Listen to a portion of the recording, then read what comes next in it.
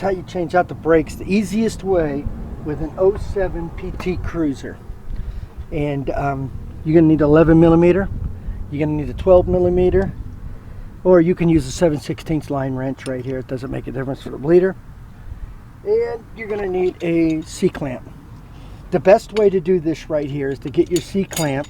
Obviously I took the tire off, and I'll show you that in just a minute, but anyways, I'm just going to show you the fastest way and the easiest way of doing this. You leave your brake thing hooked up right there on your car, and go ahead and get your thing here tightened up, your C-clamp, nice and easy. Make sure that there's force on it. Once there's force on it, take your ratchet or your line wrench, whichever, and just loosen up the bleeder screw. Once you loosen up that bleeder screw, fluid's automatically going to start coming out. Hold your caliper into place, and you can see the fluid coming out right now as I am doing this. You don't want to push it back up through, because your proportioning valve will mess up and your ABS will automatically kick in and it'll lock up on you. But anyways, you want to go in until you can't go any further. Once you can't go any further, you just barely tighten this up a little bit, because you're going to want to get a better bite with it, because you're going to want to take it all the way in so you don't have to get this stuff all over you. The brake fluid is what I'm talking about. Anyways, you loosen this back up now, and you run it over to where it gets a really good bite. And see, I don't have it all the way pushed in yet. This is just so I can get a better bite on it, because I don't, you know, really particularly care about doing it after I take it off. I'd rather have it all done now. So anyways, you go ahead and you keep going until it locks and it can't go any further like that. Then you tighten up your bleeder screw. It's very important that you tighten this bleeder screw up, because you don't want to get air inside your system. Switch out your socket, and you put it on reverse here, your ratchet, and we'll try to break these free. And obviously that one there's going to give me all kinds of problems. Great. There. There's one right there. And this second one, the line's right there in my way. Let me get this out of the way now, because I've already tightened my bleeder screw up. I'm not going to need that anymore. It's just a matter of getting this here stuck down in there with that brake line there. You want to tap it and hit it to break them free. Once they're broke free, you should be able to take them off with your hands.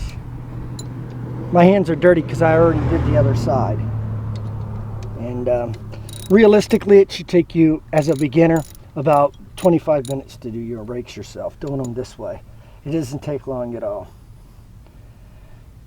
Anyways, and you should have a little line on there catching that brake fluid.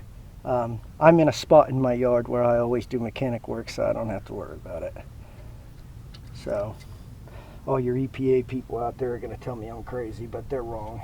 So anyways, once you get these here off, a lot of times you can't bring that in all the way tight because of the line that's on the back of it. See, I didn't get it all the way in, so I'm going to have to redo that a little bit. Anyways, here's the brakes. I don't let it get all the way down to where it's squeaking. I mean, these are pretty low right here. Normally I wouldn't even let it get that low, but for some reason I did this time. I don't know why. But anyways, you're going to go ahead and take your thing right now, and you're going to stick it back on like this. And then you're going to repeat that one step that we just did a few minutes ago. There we go. You go ahead and just open this bleeder screw up just a hair.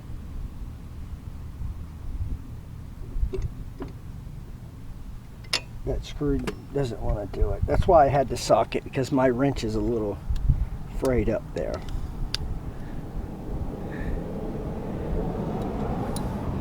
Reverse this socket.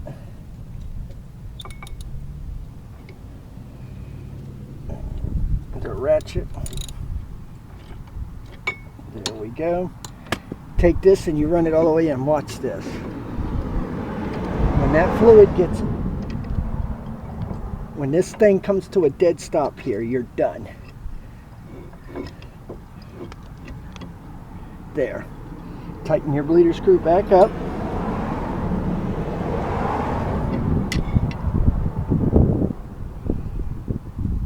I gotta get my ratchet right way.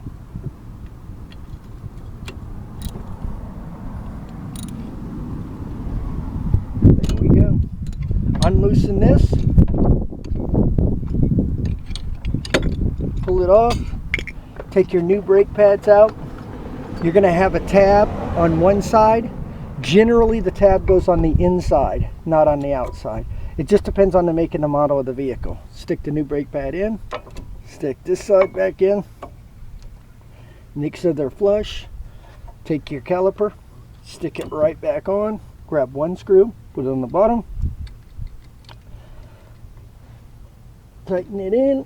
I'm trying to stay out of the way here. Push this in, do the same at the top. Push this in here back in. Lock it into place. I can get the thing in there. There you go. Grab your other socket.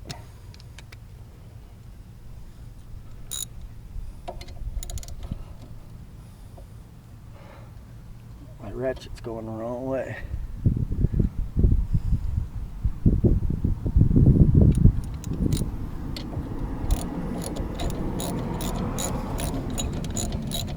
You're going to want to put these here in till they're semi-tight. According to the specs of the vehicle, most of them are different, but they're generally 12 to 14 pounds of PSI, pressure, foot-pounds of pressure. I get them in because I've been doing this so long now. For those of you that don't know, I am a certified mechanic. I just don't like doing it anymore. It doesn't pay enough money, and you wind up doing it for free for people all the time. Anyways, I tap it 3 times, get back up here, 3 times. That's done. One thing you should remember is always put your tire, I don't know if you can see that, put your tire underneath the car. That way if your jack fails, it's going to fall right down on that tire and it's going to stop. That's sort of like a safety precaution. Anyways, the next step I'm going to do, just so you know, I'm just going to fast forward this and get done with it because I'm done with the video. These are the brake pads right here, AutoZone, $13.99, and I already did the other side. I did it in like 7 minutes. This side, I don't know, about 5. But anyways, next thing that you do is put tire back on, start up the car, let the circulation start flowing. Once it starts flowing, go backwards first, hit your brakes, go forward, hit your brakes, and then repeat that until the brake pedal's back hard again. Check your fluid on the inside. This is where your fluid's going to be, right here. Make sure that your fluid is full. If your fluid is full, you're good to go. You take it easy. This is Edwin. This is how you change brakes on a PT Cruiser 2007.